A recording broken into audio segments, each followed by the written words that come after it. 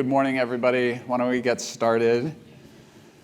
So let's see. A week from today is our last class. So next week we have guest lecturer Jonathan Coslet, who's the Chief Investment Officer at TPG, will be here and sharing his insights on the U.S. economy and the global economy.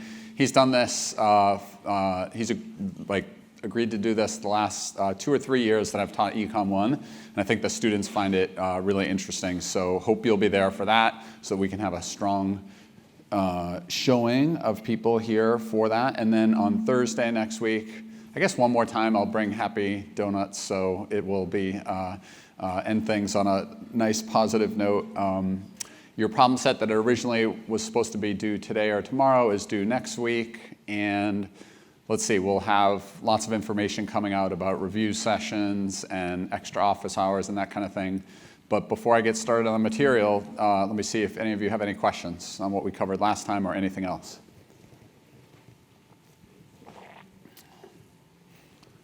Yeah, way back.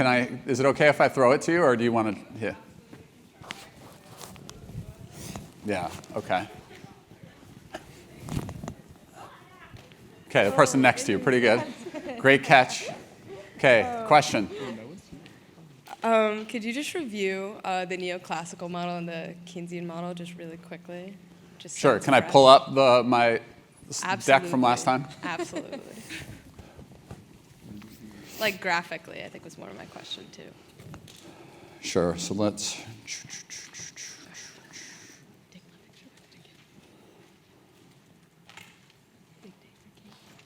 Wait, today is 16, right?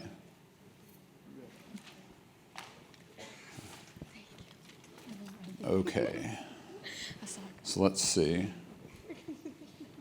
This still has all my underlining and everything in it. So to some extent, is this a good, so there are a lot of places where I can come in. Is this a good place for me to come in, like this slide? Okay, great. So it is, I think the neoclassical, so we talked about aggregate demand, why it slopes down with the aggregate price level. We talked about the idea of there being some level of potential output. And in those two worlds, I think both the sort of Keynesian and neoclassical views are sort of in agreement with those. So here on this figure, we've sort of drawn essentially a short-run aggregate supply curve that is upward sloping and that becomes increasingly steep as output gets higher. There is a range of this short, if that's true, if there's a short-run aggregate supply curve that is sort of becoming steeper as you get closer to potential output or go beyond potential output, when it's relatively flat, that stresses the idea that basically if there's a change in aggregate demand, it's going to hit mainly output, okay? And so output is going to be, Keynesians think that flat area prevails for a very large range of output, partly because wages and prices are sticky, but also because as the price level falls, there's somewhat of an asymmetry. More companies start to produce start to go offline as the price level falls. So you've got both of those things. The neoclassical view is very preoccupied with the price level, that if you do things to sort of kick, I'm trying to sort of throw a bunch of concepts in here simultaneously. With the aggregate demand, they're worried about the government tinkering with aggregate demand through, let's say, activist monetary policy or fiscal policy like we've talked about, because in their view, it's going to primarily translate into increases in the price level. So the first order difference between the Keynesian view and the neoclassical view is that in the Keynesian view, if output falls below potential, they would favor activist fiscal and or monetary policy to try to shift aggregate demand back to the right so that we can get output up to potential relatively soon. Okay? Whereas in the neoclassical view, they will say that if output gets hit negatively, you should not do activist fiscal and monetary policy. Instead, as output goes below potential, unemployment will rise. That will cause downward pressure on wages, and that will cause the short-run aggregate supply curve to shift to the right. So let the market cause things to equilibrate and don't rely on this activist fiscal or monetary policy, which is likely to make things worse. And I think that, it's not like, I think most economists, if the economy were in absolute free fall and output were falling by 15%, even more neoclassical economists might favor some activist policy. So it's not sort of, it's not like a 0-1 kind of thing. There can be degrees of it. But does that help a little bit? Yep. Okay, good. And I'm happy to talk more about it if you wanted to come up at the break, if something specific, but hopefully that helps. Okay, any other questions before I get started on today's stuff? Please say no. I don't want to throw it. Okay, great. And that, by the way, is summarized. I think understanding this adjustment process, by the way, just getting back to the question, understanding this adjustment process is, I think, important. So in this case, this is a sort of neoclassical framework. Aggregate demand shifted to the left. But then if we just stayed at this level, short-run aggregate supply will eventually shift back to the right and get us back to potential output. And so, I think there's this disagreement between neoclassical economists and Keynes, where neoclassical economists said in the long run we'll get back to potential output, so there's no need for activist fiscal policy, and Keynes replied to that well, in the long run we're all dead. So it's not like you necessarily want to think that just because in the long run it'll work, it makes sense to wait. Okay, so today I'm going to talk a little more about monetary policy and then more about fiscal policy. And we concluded last time talking about the evolution of the federal funds rate. This is an interest rate that is basically indirectly very highly influenced by Federal Reserve policy, specifically open market operations. This federal funds rate represents the rate at which banks lend to one another. So if I'm a bank and my reserves go low because a lot of depositors withdraw, because of this required reserve ratio, I then have to go out and get some reserves. So I've got to borrow money, potentially from other banks, potentially from the Fed. And so this interest rate can have a big effect on whether banks are willing to loan more, because as it gets lower, the cost to them of letting their reserves go low are relatively low. So you can see that in the late 90s, the economy had actually been getting better, and the Fed had been steadily raising interest rates, partly because of that. It's like tapping on the brakes. They're trying to make sure that rapid growth is good, high growth is good, but there was a sense that the growth was perhaps at an unsustainable rate. So in the late 90s, the Fed was tapping on the brakes. This was at a time when Alan Greenspan was the chair of the Federal Reserve, and this got all the way up to 6.5%, okay, in 2000. And then, so it stayed at about 6.5% for a little while, but then in late 2000, it started to become clear that the economy wasn't doing as well, and as a result, the Fed started lowering interest rates. And this proceeded for a long time. This went all the way from 6.5 down to 1.75 over a pretty short time period. And so one of the things that was good about having this rate so high is that, in a sense, the Fed had a lot of ammunition available when the economy started to slow down. So essentially, it was able to lower interest rates by 5 percentage points, essentially, over a short period. And so that was a powerful stimulus to the economy. And then this fell a couple more times and then stayed around 1% for in 2003 and 2004. And many people at the time, including a Stanford professor, the Stanford professor who teaches Econ 1 in the fall, John Taylor, was very critical of the Fed for keeping rates this low in this period when the economy was growing rapidly. And there was this criticism that basically by keeping rates so low, this actually contributed to the housing bubble that we've talked about, that it encouraged a lot of people to borrow more than they should. But in any case, as the economy was getting strong in the mid-2000s, the Fed once again did what it was doing in the 90s, raising interest rates, raising the effective federal funds rate all the way up to 5.25%. Okay, and so this was, and then it stayed at this level for 2006 and much of 2007. And then things started to turn negatively in the US economy, and the Fed started to lower interest rates, and then things really got bad with the Great Recession. And you can see that once again, they had a full 5 percentage points of ammunition here to fight this economic downturn, lowering interest rates from 5.25% all the way down to 0.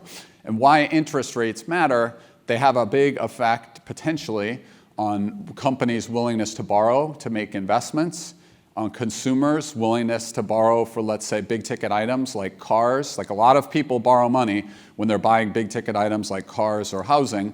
And so a lower interest rate basically lowers, like if I can get a car loan for 2% interest rate versus 4% interest rate, I'm going to be more willing to buy with the 2% interest rate, all else equal, okay? So these interest rates can have a really powerful effect on consumption and investment.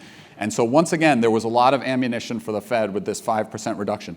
And then for the next 7 years, interest rates remained effectively at 0. So the federal funds rate remained effectively at 0. And that was an unprecedented period of time for it to remain so low. And then from late 2015 through mid-2018, the Fed was once again trying to get interest rates back up. The economy is growing well. And I think the hope would have been that they could get up to a rate like this eventually before needing to cut again so that they would have some ammunition. So does that make sense what I mean by ammunition? Like if you can get your interest rate all the way up to 5%, then when things go badly, you've got a lot of room to move it down. But here, they were only able to get it up to 2.5% before we started lowering interest rates again last year. And then again, this doesn't yet reflect this reduction that happened a few days ago. Okay, so this, but the Fed lowered interest rates 3 times last year, and so you can get a sense. In some periods, the Fed is trying to tap its foot on the brakes. In other periods, it's trying to tap its foot on the accelerator. And in other periods, it's doing neither. These sort of plateau periods, it's neither tapping its foot on the brakes nor putting its foot on the accelerator. It's just trying to let things grow at a sustainable rate. Okay, but Fed policy is pretty important in affecting financial markets. Let me just pause there for a second to see if you guys have any. Before I do that, let me just say, so this is one of the readings that we want you to do. This is an article from about 15 months ago where the Federal Reserve Chair, Jay Powell, said that the Federal Reserve deserved credit for strong economic growth in the US. And basically, he was very happy about the state of the economy now, and there's pretty good reason to think we're going to continue in a positive vein like that. And our policy is part of the reason the economy is in such a good place now. So this article was written right around here.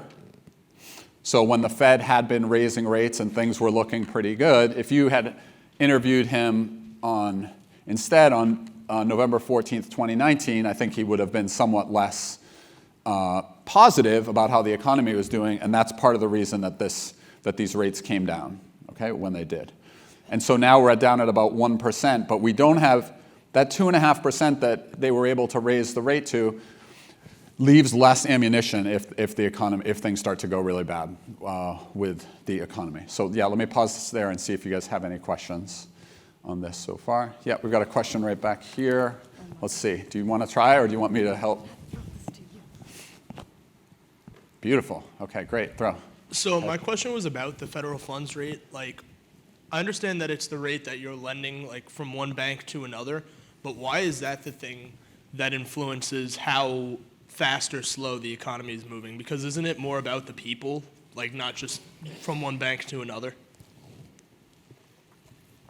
Yeah, that's a great question.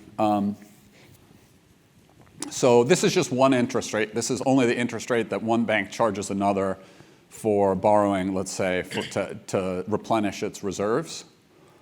And so the idea of this is that it actually ripples through to affect other interest rates. Now, there are times when it doesn't ripple through to affect other interest rates, but in general, if you lower the cost to a bank of letting its reserves go too low, they're going to be more willing to make more loans. Do you know what I mean? So that's going to increase the supply of loanable funds, essentially. And so if you think in our supply-demand framework, for any given demand for loanable funds, if you shift out the supply, that's going to tend to lower the interest rate. Now, sometimes it doesn't. It's not like it necessarily ripples through to 30-year mortgage rates. But for shorter-term things like credit card loan rates, like car loan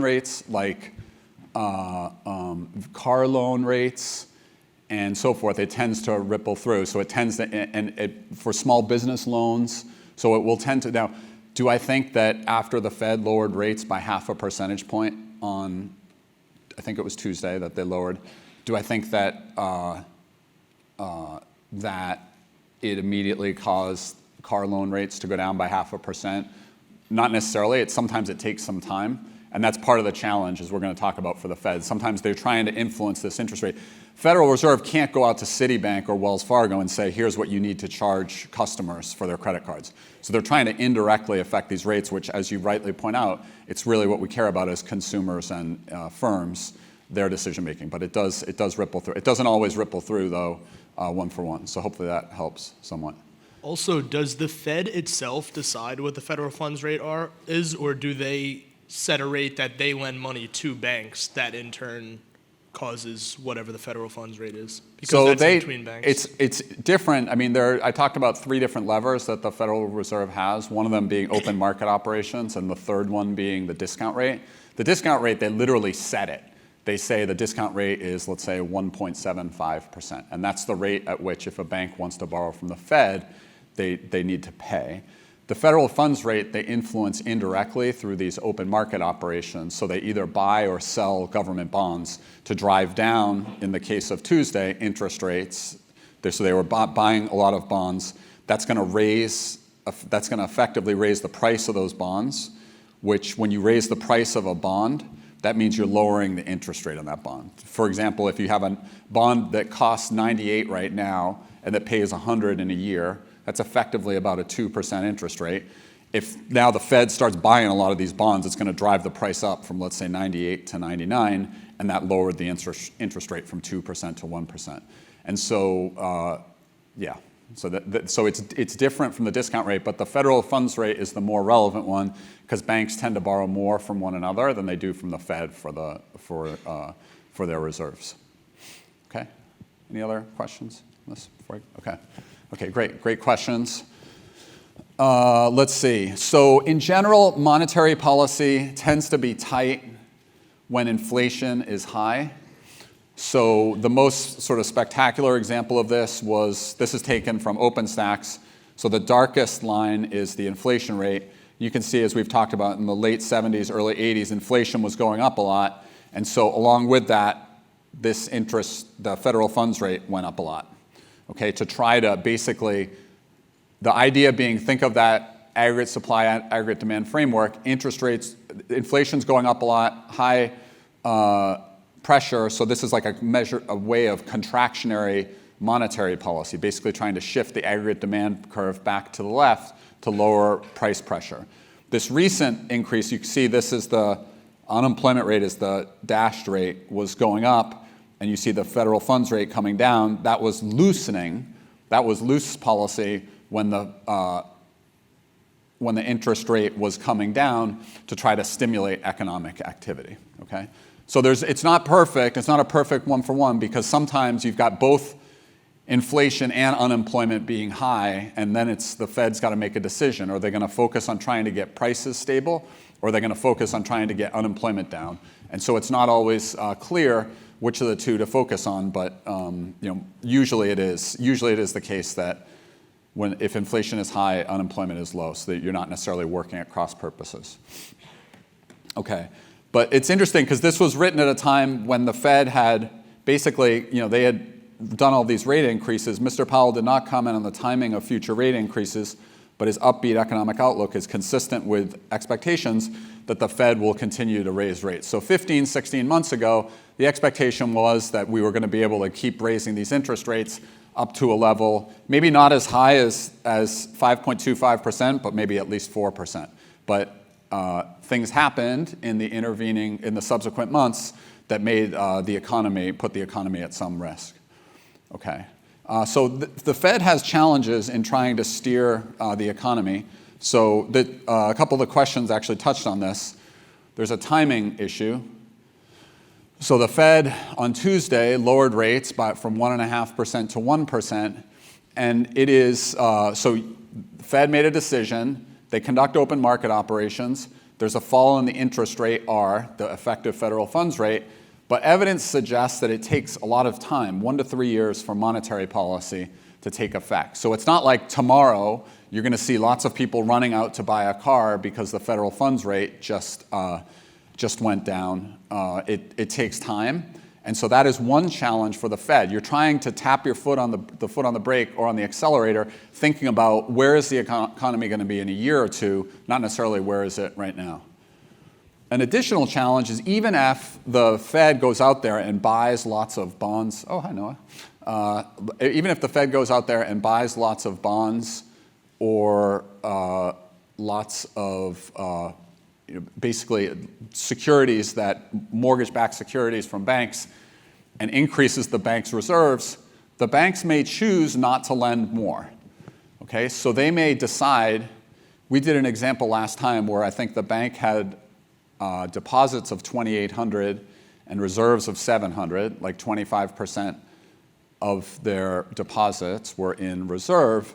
If the Fed were to go and buy a bunch of that bank's bonds or mortgages, they wouldn't necessarily decide to go back to 700. Okay, so banks may choose not to lend more. So that's a challenge for the Fed, and was a challenge for the Fed during the financial crisis, because they were trying to lower the interest rate and stimulate more borrowing, stimulate more economic activity. And a lot of banks were just saying, we don't know what these mortgages that we have are worth. We're really worried. We want to take precautionary measures and build up a lot of reserves so that we're not caught short by depositors coming and asking for their money.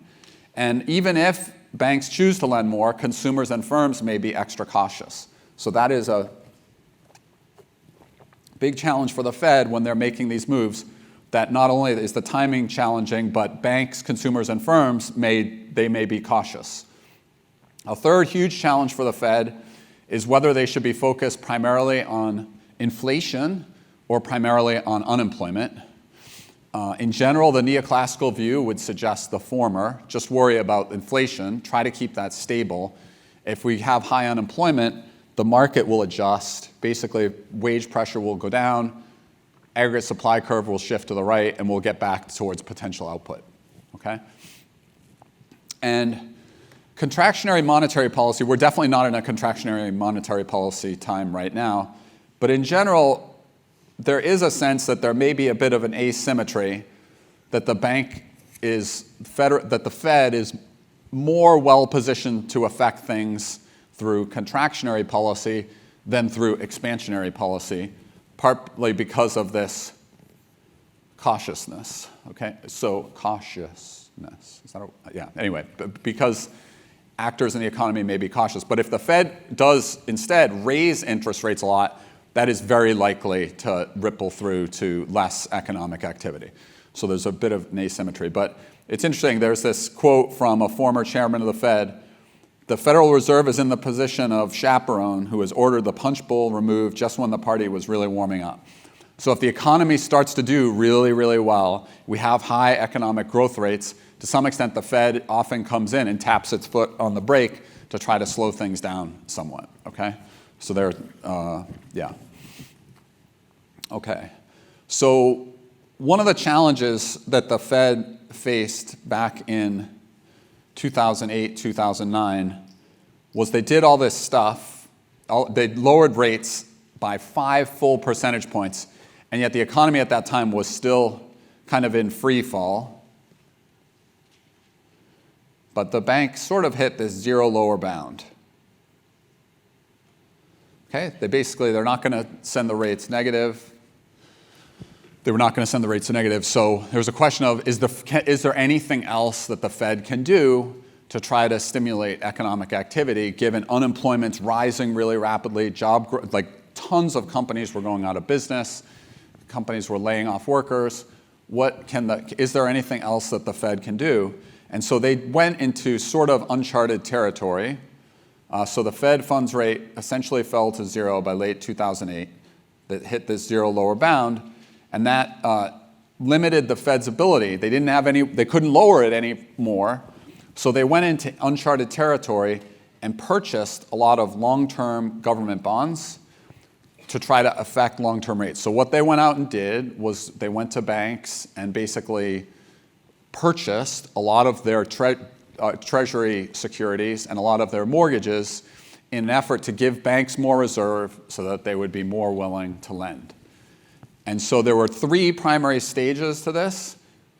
And for a lot of banks, as the financial crisis started to take hold, if you were a bank and you had hundreds or thousands of mortgages on your books, things are starting to go downhill, and banks were uncertain what their mortgage portfolio was worth. Okay, so they were suddenly like, I don't know if these are going to get repaid. And the Fed came in and said, look, we're willing to buy a lot of these mortgages from you. And this allowed banks to dump some toxic assets that they were worried about. And there were three primary stages to this. QE1, quantitative easing, this started in November 2008. The Federal Reserve bought $600 billion in mortgage-backed securities. Essentially, they printed money and purchased these securities from banks. QE2 was launched a couple years later, and they bought $600 billion in US Treasury bonds. And think of that very simple bank balance sheet that I showed last time that had like reserves and mortgages or loans and treasury bills or treasury bonds. Basically, they were going out and trying to buy a lot of that to increase banks' reserves so that they would do more lending. And then QE3 started in late 2012. They purchased $40 to $85 billion a month of mortgage-backed securities. Okay? And there was a truly dramatic change in what's called the Fed balance sheet, like how many securities they had. And you can see it in this figure right here. For years, this balance sheet, what is this balance sheet? It consists mainly of mortgage-backed securities.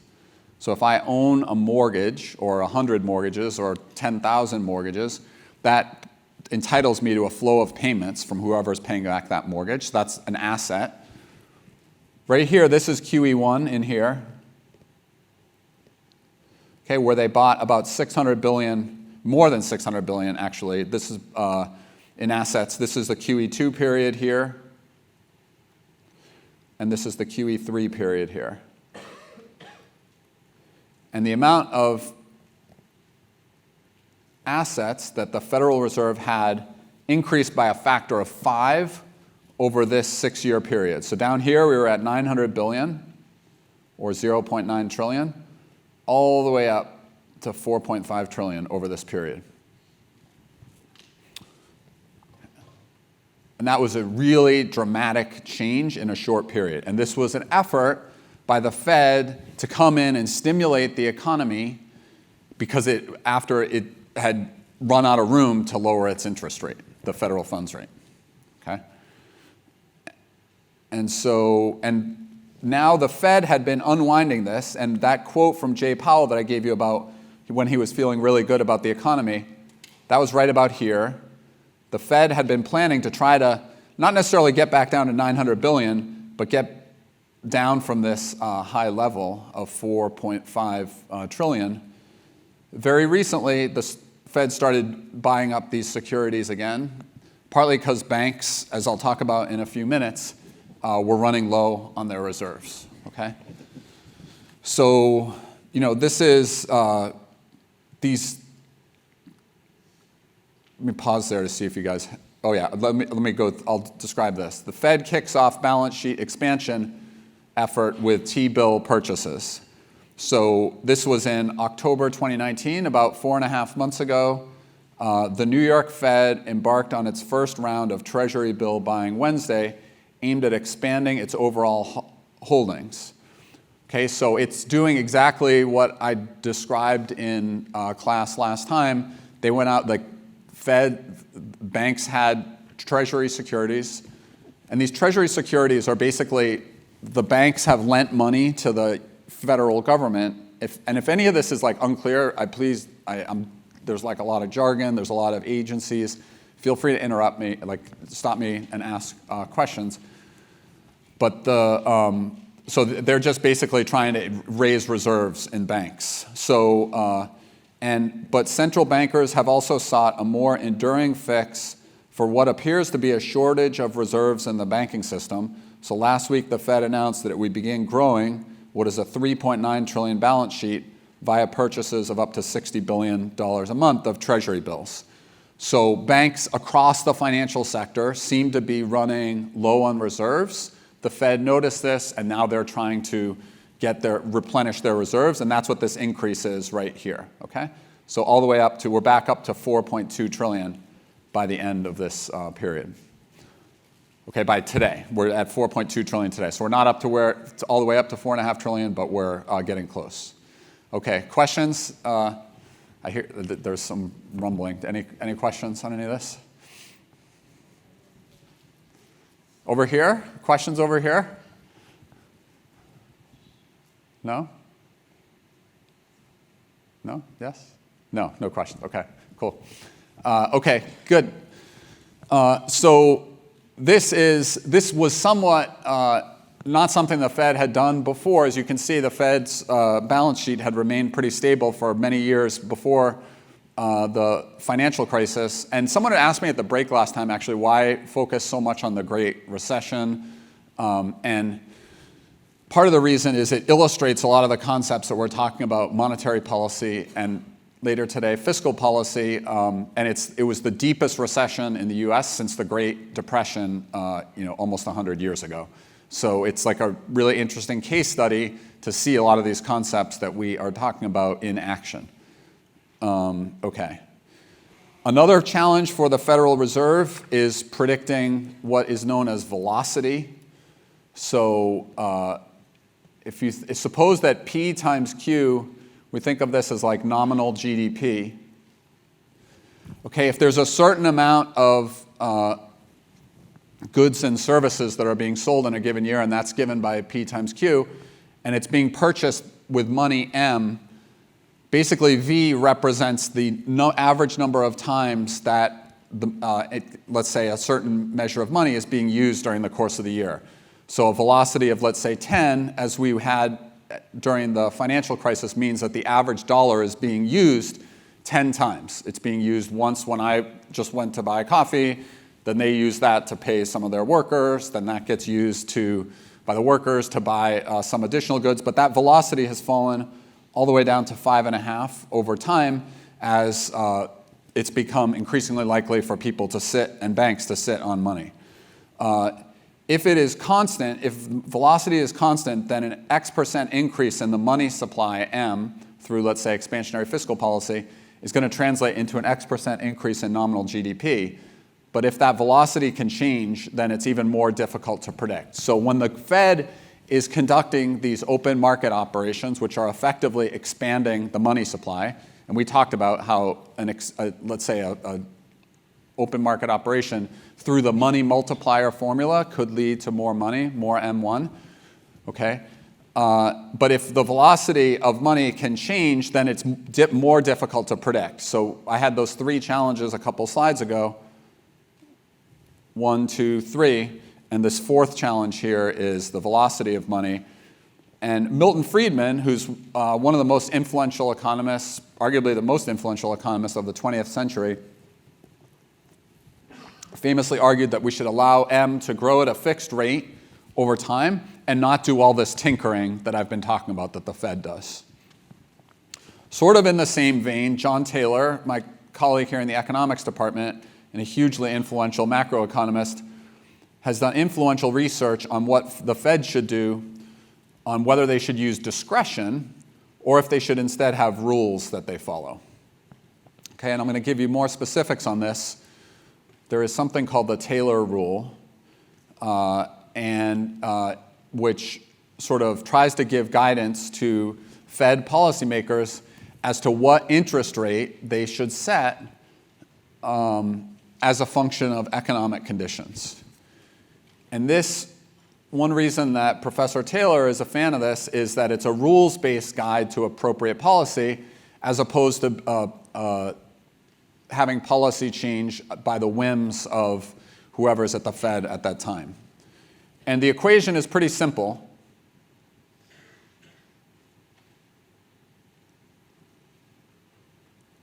So it's right there. The interest rate R, the federal funds rate, this equation is basically what the Taylor rule says the federal funds rate should be. It's equal to the inflation rate, P. So think about that. As inflation goes up, as inflation P goes up, what this rule is arguing is that the federal funds rate should go up with it. Okay, and that means making the policy more contractionary, plus 0.5 Y. So Y is the deviation of actual from potential GDP. So if actual GDP is way above potential GDP, once again, policy should be more contractionary.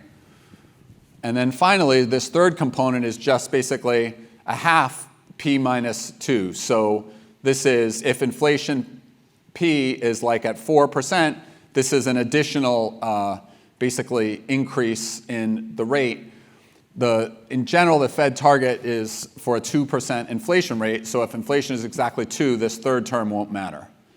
But this simple rule says that you should raise interest rates when inflation exceeds a target of 2% or when output is going above potential. Okay? And it is, the Taylor rule suggested a higher interest rate after 2003. So I want to call your attention. So this is from a Brookings paper that basically compares the original Taylor rule. So the paper was published about 25 years ago in the early 90s. And you basically look at what the Taylor rule would have suggested the Fed should do versus what it actually did. I want to call your attention especially to this area here. And you can see that the Taylor rule and the actual federal funds rate were in about the same place in late 2002, early 2003. And then the Taylor rule argued that the Fed should start raising rates, okay, and should have started raising them much sooner. But instead, the federal funds rate actually stayed very low, okay? And basically what I think Professor Taylor would argue is that had this rate started going up sooner, maybe a lot of this expansion in housing that happened when interest rates were really low and encouraged lots of housing and lots of mortgage purchasing, that some of that bubble could have been prevented. And this is this is basically the same figure taken from an Economist article. This was actually from a John Taylor paper in September 2007, arguing the Taylor rule said that we should have been, these aren't exactly the same. This one is a little more precise. It's doing it at a quarterly level, whereas I think this one is doing it annually. You can see the Taylor rule argued we should have raised interest rates a lot sooner than we did. And he, I think, would say that the Great Recession was a lot worse than it needed to be because of this. Okay, let me pause there for a sec, see if you guys have any questions. Yeah, let me see, right here. And there,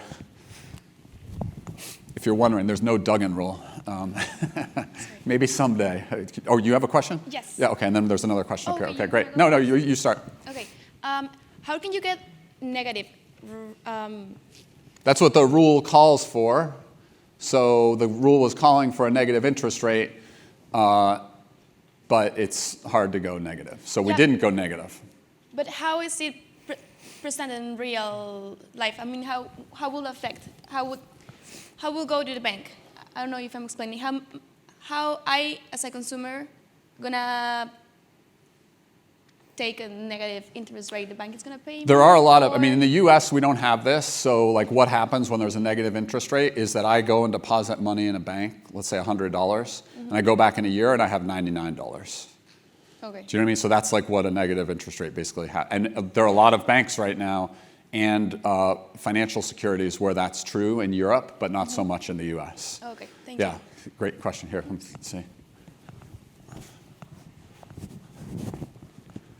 Still a question? Yeah. Okay.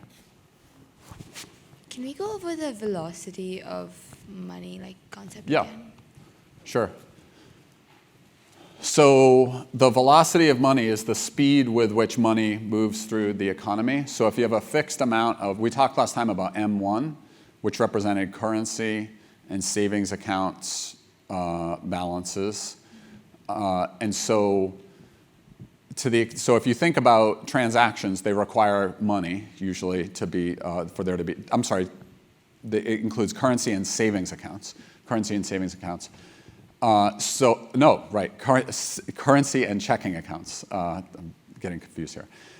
So it is basically, to the extent that you have a certain pool of currency, that is going to be the medium through which GDP is being exchanged.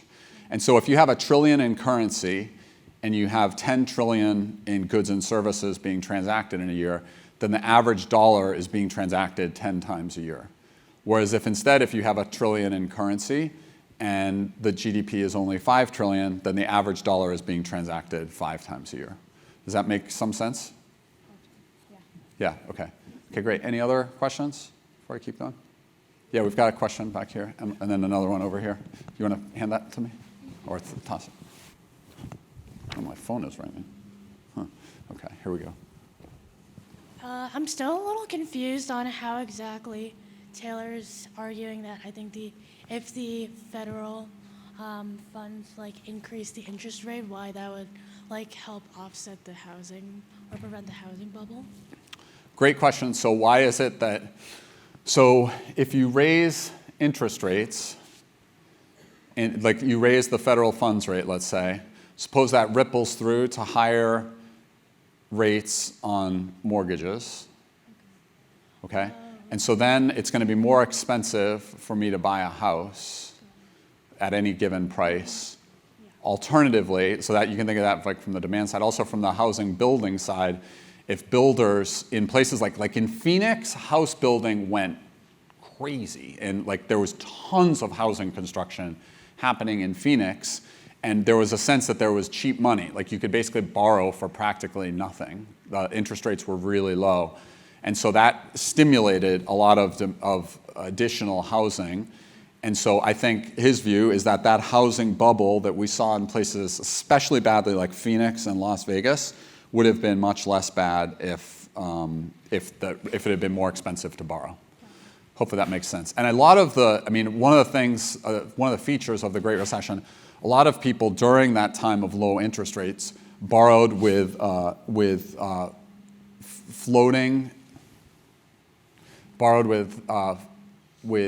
variable rate mortgages, adjustable rate mortgages. So initially, a lot of those mortgages had interest rates of literally 1% per year.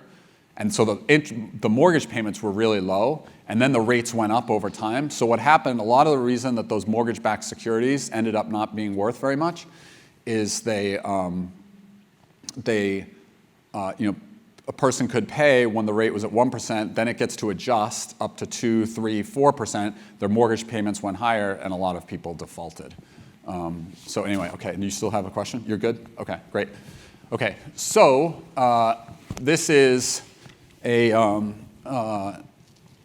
it's very interesting. It's hard to know. I think Professor Taylor also would argue that the rates were too low in this recent period, should have been higher, should not have stayed as low as they did. But it's a nice way to sort of simplify. One of the reasons that Professor Taylor is a fan of the Taylor rule is that it's a way to give markets a clearer guide to what the Fed is going to do. So if instead the Fed is doing things by discretion, it may be less predictable, less certain, more uncertainty, and that may be bad for economic activity. Okay, so I want to talk a little bit about some of the events leading up to the 2008 financial crisis. And there is, if you're ever interested in learning more about this, suppose like in a future class, or you want to do like thesis research on it or something, there's a great timeline of the financial crisis at this link at the St. Louis Fed. But here I'm just going to hit a few of the highlights. Subprime loans were basically loans that were given to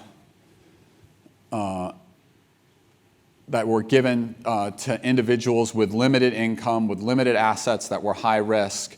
And in around 2007, a lot of these mortgages that had been given out to people with low incomes and low assets started to default. And so this was a supplier of mortgages that started saying, you know what, we're not going to give these subprime loans anymore. And then New Century Financial, they were doing a lot of subprime lending. This is basically to people with low income, low assets, given what they were, the house prices that they were buying at, they went into bankruptcy.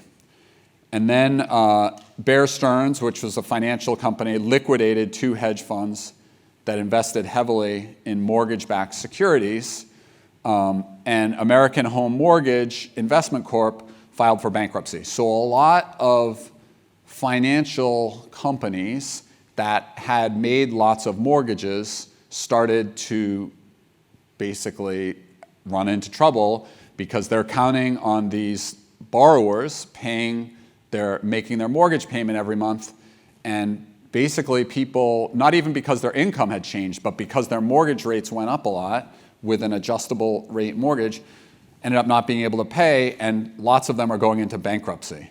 So Countrywide Financial was a huge supplier of mortgage. So all this is happening. Unemployment is still really low in 2007, and then but the Fed started to lower the federal funds rate. So this was a 0.5 percentage point reduction, which is sort of similar, which is exactly the same reduction we saw 2 days ago. Bank of America agreed to buy this Countrywide that made lots of mortgages. In February 2008, so this is a year after the first signs of trouble were appearing, President Bush signed the 2008 Economic Stimulus Act into law. And one of the things that Stimulus Act did was those tax rebates that I talked about last time, that sent hundreds of dollars to all taxpayers in the U.S. And then the Federal Reserve started doing, so they were lowering interest rates. They guaranteed $30 billion of Bear Stearns assets as it was sold to JP Morgan Chase. So all over the financial sector, you have all these entities that on their balance sheet, on the asset side of the balance sheet, had these mortgages that they thought were worth X dollars, but then suddenly it looked like they're worth 0.9x or 0.8x or 0.7x because borrowers are defaulting left and right. Okay, the Fed further lowered rates in April 2008 from 2.25% to 2% after 4 reductions in the previous 6 months. The Office of Thrift Supervision closed a bank. The Federal Housing Finance Agency put Fannie and Freddie, these are 2 large lenders, into government conservatorship. This was really September 15th, 2008 was sort of the climax, I would say, of the financial crisis when this financial firm, Lehman Brothers, filed for Chapter 11 bankruptcy protection.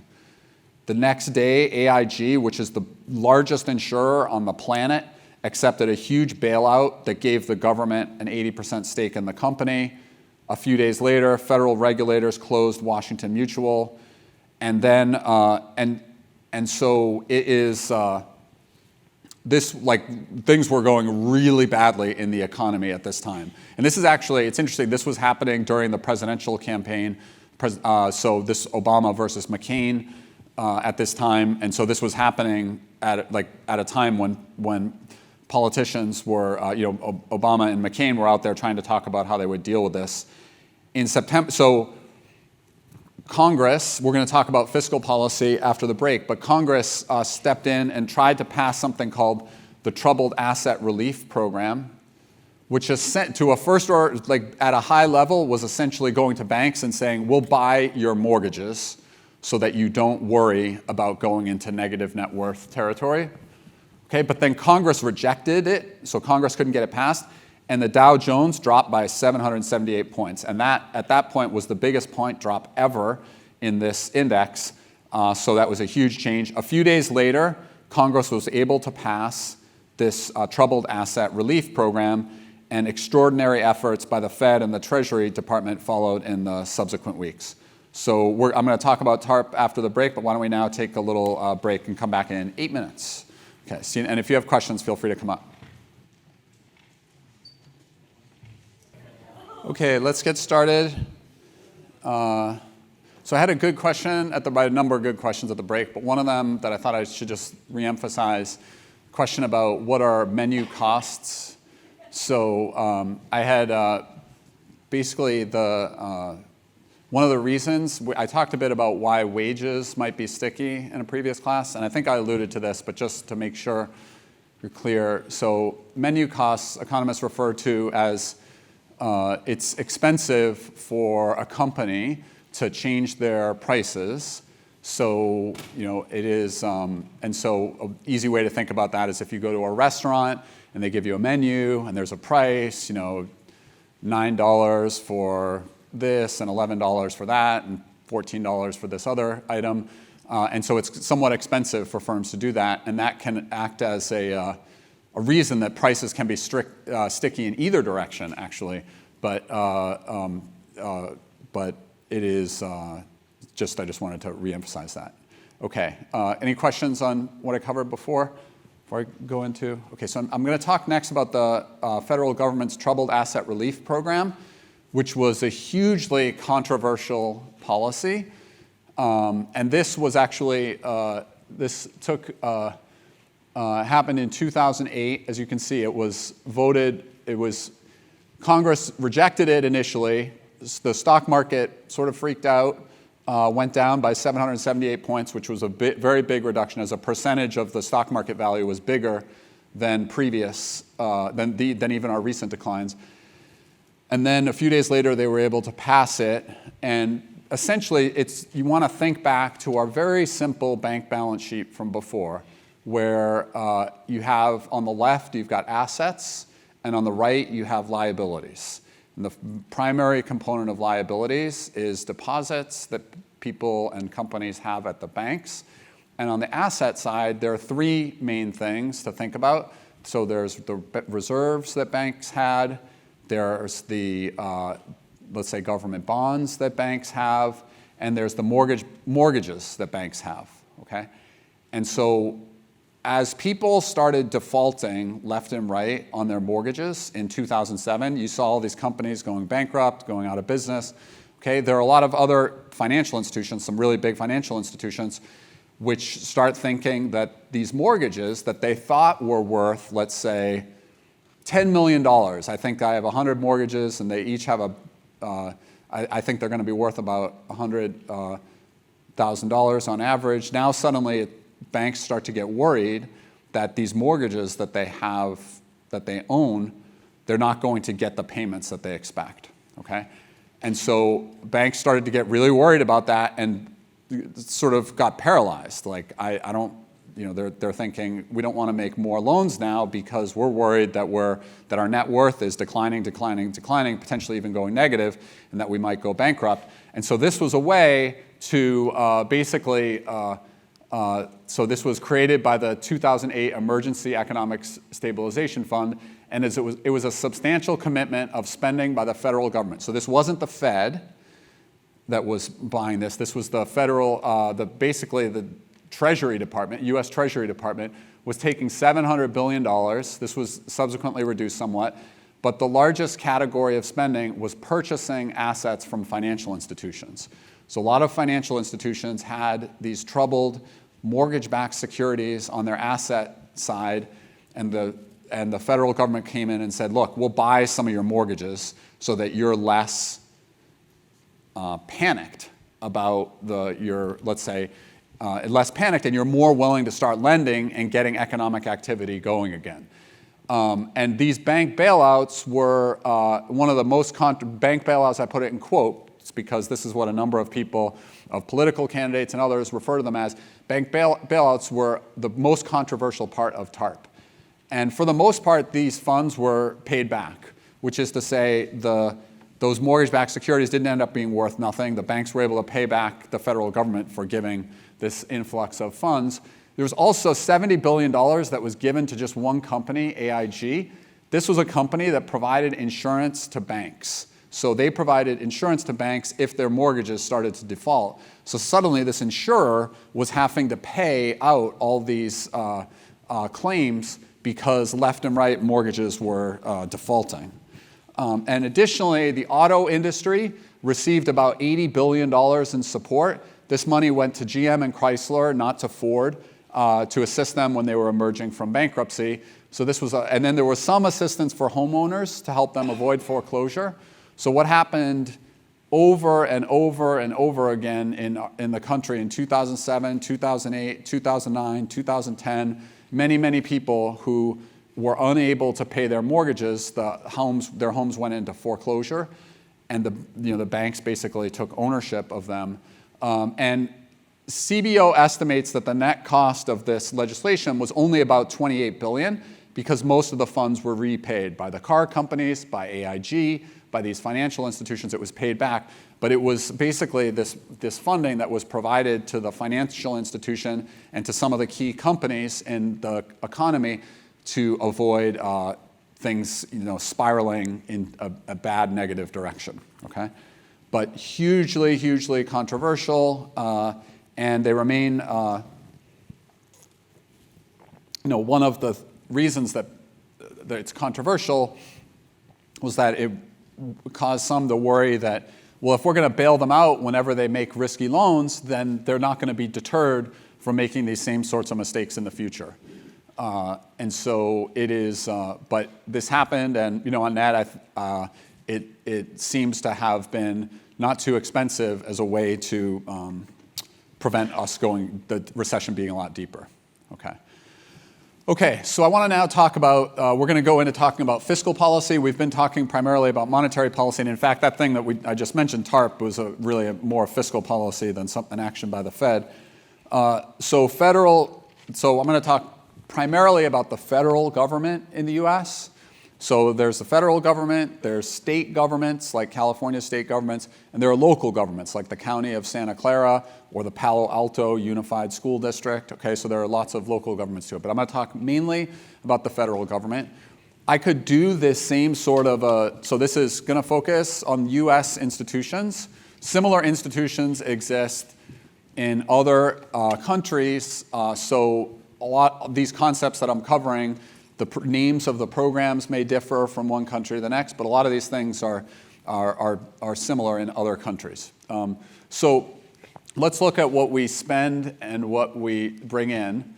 So this is the federal budget in 2018. This is taken from a document at the Congressional Budget Office. And so we've talked about GDP previously. About 20% of GDP is accounted for by outlays by the federal government. And the biggest chunk is Social Security, which is almost $1 trillion. So there are about 60 million people in the US right now who get a check each month from the Social Security Administration, people who are retired, people who are disabled, and people who are widows or widowers get money from Social Security. It's a huge program. It is it's probably the most popular government program that exists.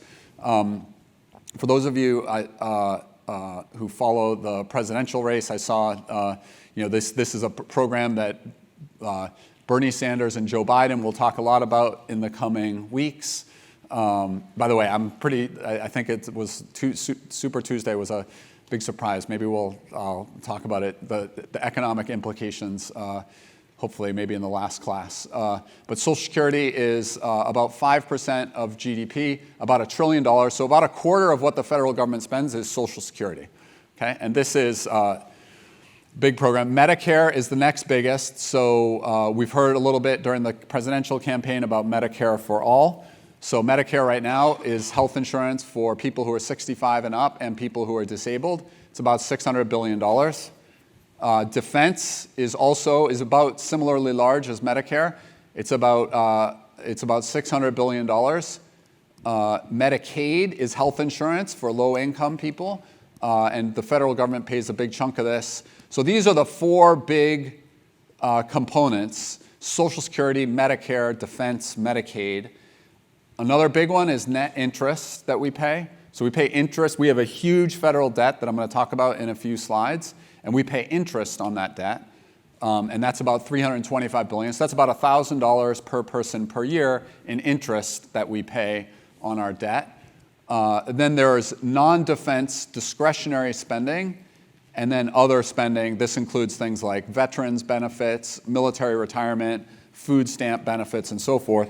But in terms of spending, at a high level, there are two primary categories: mandatory spending. This is spending that is just baked into law. Like if Congress did nothing, if the president did nothing, Social Security payments would still be paid. Social Security payments would still be made. They would go up over time. Similar to Medicare, similar with Medicaid. All of these are sort of automatic. They're basically just on autopilot. They operate from one year to the next. Whereas discretionary spending is like defense spending and outlays for many programs in transportation and education and so forth. This is discretionary spending. This requires action by Congress and the president, so by the U.S. Congress, and for the U.S. president to sign it. And this can move a lot from one year to the next. So for example, as we're going to see in a few minutes, soon after President Trump went into office, defense spending went up a lot. Okay, and that's a component of discretionary spending. Okay, so that's at a high level. That's what we spend money on, and then we get revenues of about $3.3 trillion. So a lot less than outlays, and basically, we've talked in the class about individual income taxes, which are progressive. We talked about how the rate went from 10% to 12%, all the way up to 35%. So we've got individual income taxes. We also have payroll taxes in the US that people pay to entitle them to future benefits from Social Security and Medicare. So right now, I pay each year taxes to Social Security and Medicare, and when I'm 65, I will qualify for some level of benefits from those programs. These are pay-as-you-go programs. We'll talk a little bit about those more. This is corporate income taxes, are about $200 billion. But you can see we run a pretty big deficit in the U.S. In this year, it was about $800 billion, and it's projected to rise a lot in the coming years. So that's the snapshot of things at the federal level.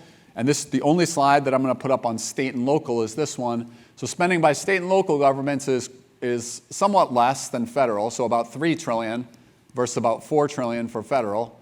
Okay, this is spending by all state and local governments in the U.S., and this is some of the big categories are elementary and secondary education. So K through 12 education, that's mainly done by local governments. So here the local is here. 40% of local government spending is K through 12 education, whereas 40% of state spending is on public welfare. A lot of this is the Medicaid health insurance program. You've got higher ed, that's a big chunk of state spending. So UC Berkeley, University of Washington, University of Illinois, a lot of that money to fund those institutions is here being paid by state governments. Health and hospitals are some. But it is what a huge difference, like the first order difference between the federal government and state governments, is that state governments are, with the exception of Bernie's home state of Vermont, state governments are required to run a balanced budget, okay? And that is not true, that is definitely not true of the federal government. We do not run anything close to a balanced budget at the federal level. But at the state level, they are required to run balanced budgets. And do you think that's a good idea or not, balanced budget? I don't know where the microphone cube is, but I'd love to hear anyone's thoughts on whether it's good to require. Emma, do you want to? No? Does anyone want to weigh in on whether it's good to have a requirement of a balanced budget? Yeah, right in front. Go for it. Well, I guess it depends what you're investing in with that money. Obviously, if you're putting that into infrastructure and technology, then that could pay off in the long run. But if you run a balanced budget deficit for too long and you're not investing in the right things, then that could potentially just come to really hurt your economy. Yeah, that's a great idea. So what do you favor? Do you like the way states do it or the way the federal government does it? Theoretically, So states can't run up a huge debt, which the federal government can do. theoretically, I would prefer the federal government's way, but just the fact that they've been running a deficit for so long is kind of scary. Yeah.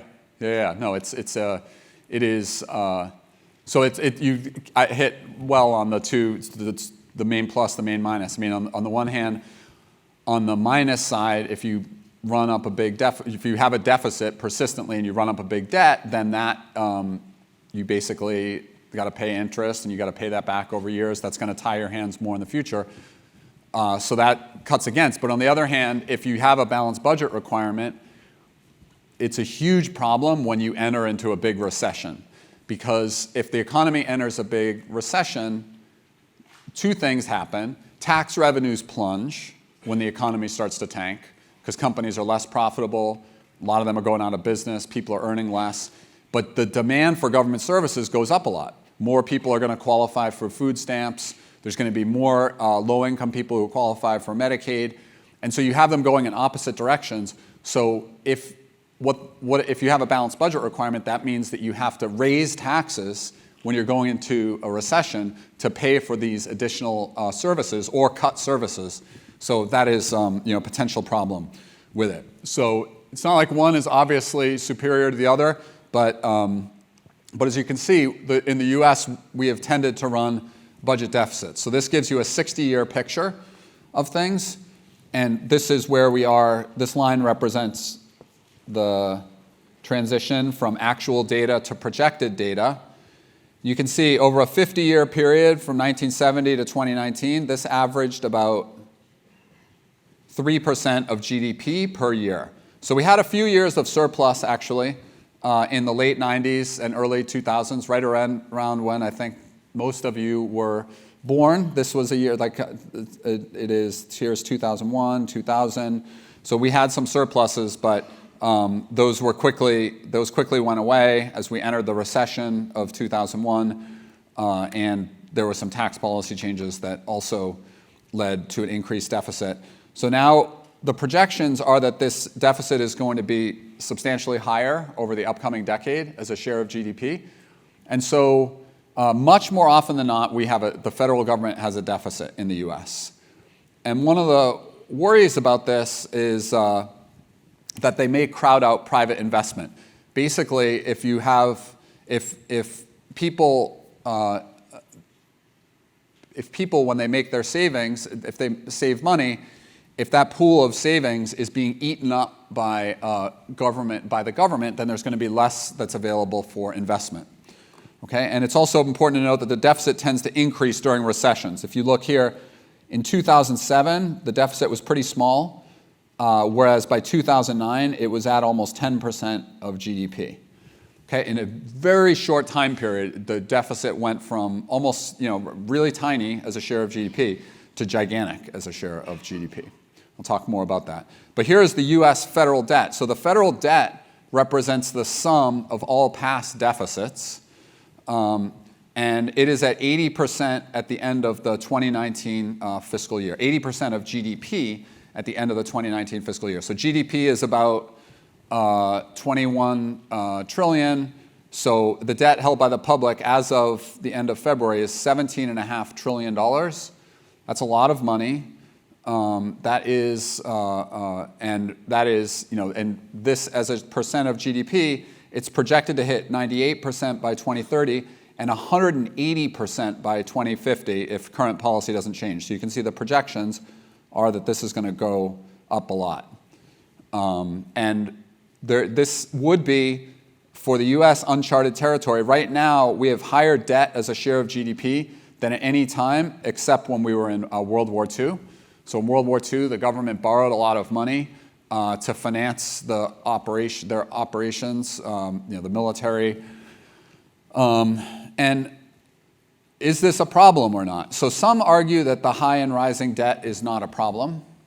The federal government, but because if at some level, if we have this debt, if the federal government has debt, but it's all owned by U.S. consumers or businesses, then at some level we only owe the debt to ourselves. So from a net investment position, maybe it's not bad. It's a negative for the government, but it's a positive for the people, and maybe on net that washes out. But actually, if you look, the share of our debt that is held by foreigners has risen a lot. So the most recent data that I could find was for 2018. In 2018, the amount owned by foreigners is about $6.2 trillion.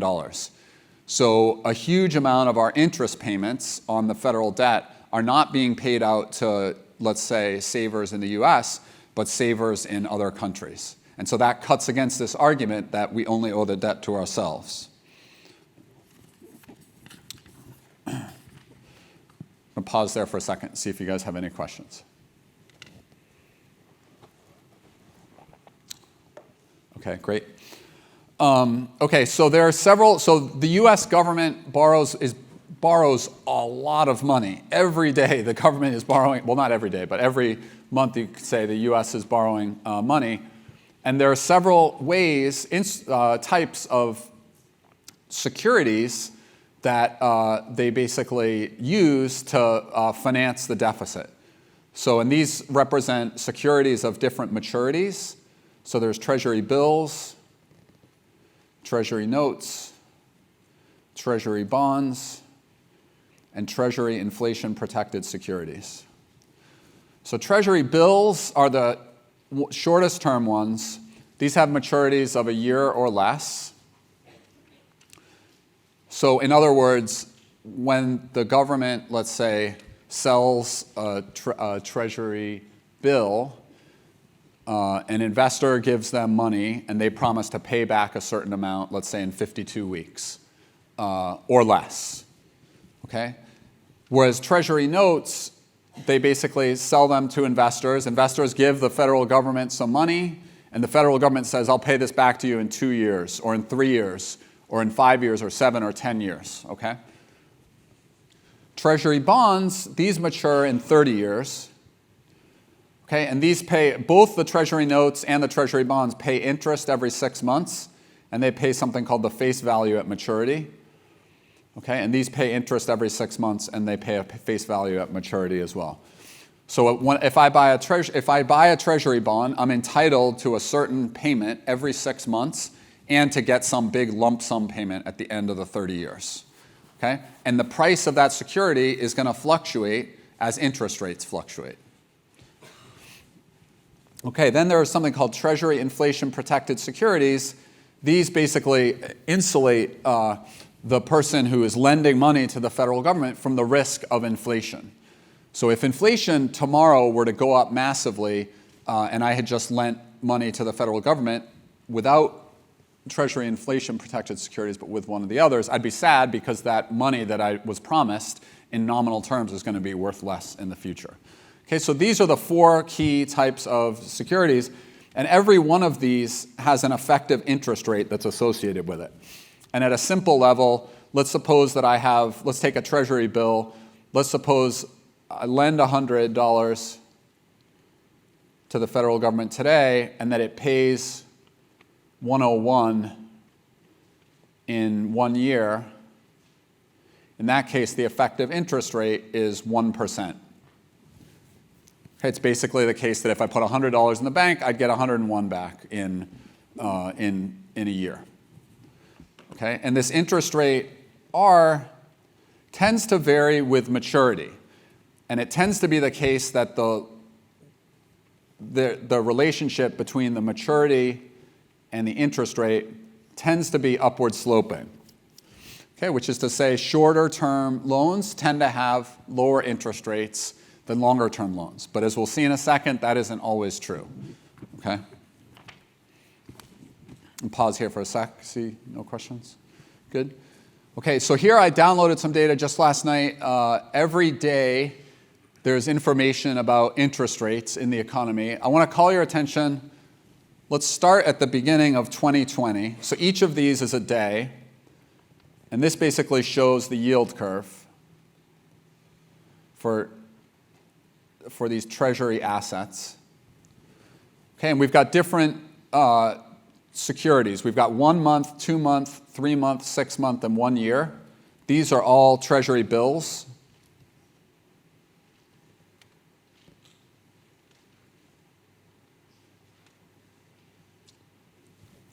Okay, whereas Treasury notes are these ones. And Treasury bonds are these.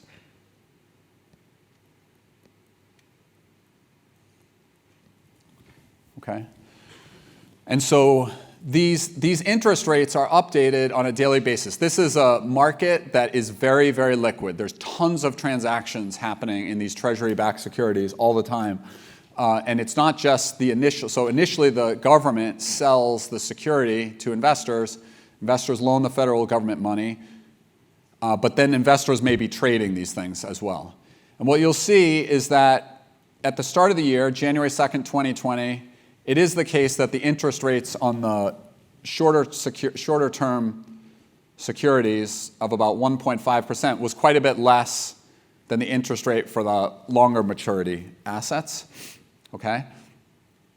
And then you can see, though, and so the yield curve was sloping up somewhat. Maturity and the interest rate are. Okay, and you can see these interest rates were pretty stable. Okay, until a few days ago, you can see that basically they started to fall a lot. This is when the Fed lowered interest rates. So we went from 1.5% on these very short-term securities down to 1% because of these open market operations that the Fed was conducting, and this lowered the interest rate. Okay, so interest rates went down a lot. Even before that happened, the long-term rates had been falling. Okay, so you can see that long-term rates fell a lot over this period. So this is like really low right now. To have a 1.67% interest rate for a 30-year bond is like almost, I think this may be the lowest it's ever been where it is right now. So it's very low. And you actually, right now, we have a somewhat peculiar shape, like almost a U shape, where the lowest interest rates are for these slightly, these 1-year securities as opposed to 1 month. So right now, financial markets are like extremely turbulent, so things could look very different in the not too distant future. But you can see right here a real world impact of this abstract thing that we've talked about, these open market operations, basically lowered this interest rate. So these lower interest rates, one good thing about them for the federal government is that it means our interest payments are a lot lower. Okay, so we have like $17 trillion in debt, and we have an average interest rate on that debt of about 2%, which means we pay about $340 billion in interest on that debt. As these rates fall, it costs the government less to borrow. So that's like one potentially good thing, although it's unlikely these rates are going to remain this low for a long time. We pause there and see if this is all making some sense to everyone. And you can download this data for like decades. You can get this daily data. It's pretty cool. So at some point, if you're interested in finance, this is like an interesting data set to look at as a, to see how this has evolved over time. In fact, I'll go back a few years ago, back to November 2016, in the days leading up to and following the presidential election. And it's an interesting time. Here you can see this is more the way that the yield curve tends to look, which is lowest rate at the shortest maturity level, somewhat higher rate for the medium term, a little higher for somewhat longer term, and then the highest out here at 30-year. So this is a case where back November 1st, 2016, where the yield curve sort of was more sloped like that. Okay? And so what you see is that if you look at interest rates, how they were changing, they were pretty stable before the presidential election.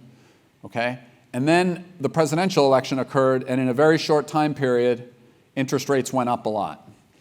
And at the time, people thought that the reason for this was an expectation that President Trump that there would be higher deficits under President Trump than under a possible President Hillary Clinton. And that is, this happened over a relatively short period. This basically would mean the market was expecting more borrowing going forward, and so this potentially was the reason for that. But it's not, this was a big change over a short period post the election, and you can see the interest rate did continue to go up somewhat after that. Whereas the short-term rate barely budged over this time period because Federal Reserve policy wasn't changing over this period. This was back when that federal funds rate was really, really low. Okay? So let me pause there for a sec, see if you have any questions on this. No? Okay, great. And so if you look right now, more than half of our debt matures in the next 4 years.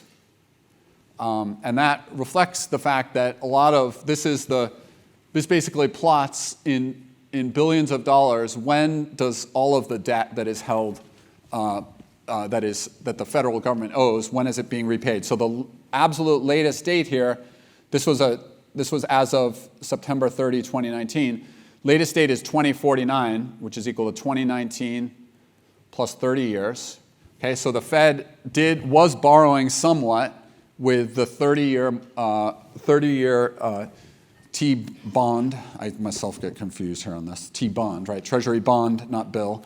The Treasury bond. So you can see there's no 2050 on this because there's no 31-year Treasury bond. Okay, so there's nothing over 30 years. You can see there was this hole in this period where there's nothing owed. The federal government had taken a break from the 30-year for a while. So look at the year 2030. In 2000, we were running a big surplus, and at that time, the federal government wasn't borrowing with the 30-year because it had a higher interest rate. So we have from 30. This was from 2000 to about 2004. But you can see a lot of this debt is coming due over in the relatively near future, like this might be 2020 here. So a lot of the debt is pretty short term. And some have argued that the federal government should, given these really low interest rates right now on the long-term securities, that they should try to lock in those low interest rates.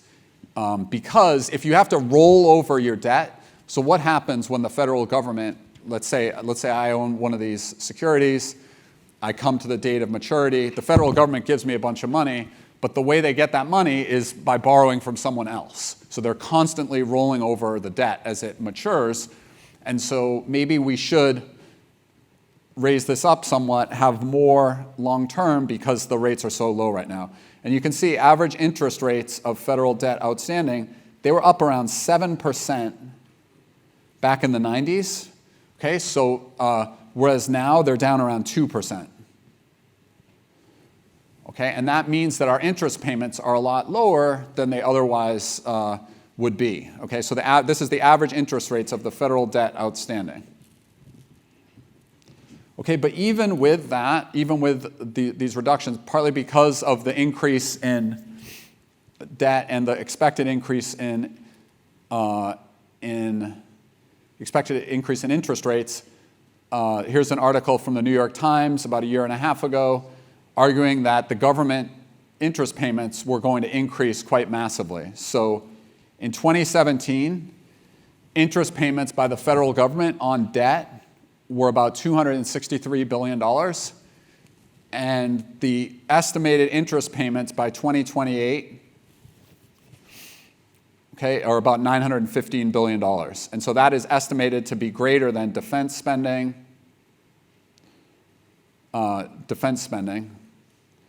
which is just to give a sense of magnitude. And one of the things that people worry about with a rising federal debt is, as these interest payments grow and grow and grow, is it going to require us to cut back on other things, to cut back on government programs, to cut back on defense spending? There's some question about whether we're at the right level of defense spending, but in any case, as interest payments rise, we have to make those payments, And so is that going to force us to raise taxes or cut government services that we don't want to cut? Okay. Let me see. Pause here for a second. Any questions? A lot of information. So as you can all tell, this is like the macro part of the course is somewhat different from the micro part, more like learning facts, learning institutions, and a little less of the calculating the areas of triangles and trapezoids. But other questions? This before I keep going? Got a question over here. Where's the microphone, Chief? Okay, that's good. That laptop is like pretty, yeah. Okay, I don't know, I'm not feeling too good. Okay, sorry. Great throw. Thank you. Great catch. So earlier you were saying something about the growing debt being such a large portion of, I think you were saying like our GDP, but like Yeah. how is debt a portion of GDP as far as like C plus I plus G plus XN? Like I was a little confused by that because we're not producing anything from debt, right? Like physically. Yeah, no, it's just a way to gauge how much. So I think you're going to this figure here. So it's a way to like compare like a country's ability to pay back the debt. So if I had a $4 trillion debt in 1990, okay, versus a $4 trillion debt today, that's very different because the size of the economy was much smaller back then. So basically the sort of scale of the burden of the debt. So it's a way to measure, it's a way to do a sort of apples to apples comparison over time of how burdensome is this to the economy. Does that make sense? Yeah, so basically, because you don't want to look at the debt in just nominal terms. Like this figure here does debt in nominal terms. Okay, so back here in 1994, the debt was like $4.5 trillion, let's say, but you want to scale it to account for the growth in the economy from 1994 to the present. Right. So if it says it was like 80% of GDP in whatever year, like debt, does that mean only 20% was due to consumer? No. This is just totally separate from C, I, G, and X. This is like basically an asset, whereas those things are a flow. So this is like a stock of, in this case, debt held by the government, but it factors into C plus I plus G. It factors into the G part because part of G is interest payments. Oh, okay. So the government has to spend to pay off their debts. Yeah, like in that sense. yeah. They got to pay those interest payments. Right. Yeah, we got a question right here. Okay, this one's a little easier. Okay, here you go. How does the government determine like how much of each type of security to like offer? Like, do they change the Great quantity? question. I don't know how they decide. I actually asked this question of someone who worked at the Treasury before, like how do they decide how much 1 month to do versus 30-year to do? And I got I didn't get a super great answer, but it's a great question. Like I don't know. I think personally right now at 1.67%, I would be trying to borrow a heck of a lot at 30 years so that we're less vulnerable to this risk right now. So this article argues that over a 10-year period, interest payments are going to more than triple, partly because interest rates are rising, but we could insulate ourselves from that risk. So I don't know. I hope someone is right now buying more 30-year, but I don't. So sorry to not. I should. If anyone knows, maybe you know. Okay, here. Okay, I don't know. Okay. But okay, so those interest rates, are those like, those aren't the same ones that like the Fed tries to set. That's just like. This is like right here. You can think of this as the federal funds rate. That is the federal funds rate? Basically, it's not like the federal funds rate is technically the rate at which banks are able to lend to one another, but it moves with the. So see here, like how it moved as soon as the Fed did this action. This moved down by 0.5 percentage point. And So this, yeah. And when you say like the government is borrowing with a treasury bond, like what does that mean? Who's buying? Who's selling? Who's like controlling our debt? Right. So all sorts of different people. So big investors will go. There are these auctions frequently. I don't know the exact frequency. Is it every day? but basically these auctions where the Treasury will need to raise, let's say like $40 billion, and investors will submit like their sort of willingness to pay, like how much they want at each interest rate. So I may, as an investor, say if I can get an interest rate of 2%, then I want this amount. If I can get an interest rate of 1%, I want this amount. But there are these auctions that are conducted periodically that basically investors bring money. The federal government then takes that money to go and pay for defense, for Medicare and other things. Okay, so for example, when you say, when like it's all over the news that whatever, China owns a lot of our debt, it's because China is buying a lot of US Treasury bonds, and then we have to pay out those interest rates. So we owe a ton of money to China. Yeah, Okay. absolutely. Makes They sense. own a lot of our debt. Yeah, great questions. Okay, so let's see. So fiscal policy can be a tool for combating unemployment and inflation. So it is the case that this is basically, going back to our aggregate supply, aggregate demand framework, if the government expands spending, it's like a shift to the right of the aggregate demand curve. This can happen through lower taxes and or higher expenditures. And you can see that federal spending surged after the recession started in 2007 from 19% of GDP, that should say of GDP, to 24.4% of GDP in the course of just 2 years. And at the same time, tax revenues also plummeted from 17.9% of GDP to 14.6% of GDP. So the deficit, the annual deficit, raised to 9.8% of GDP in just 2 years.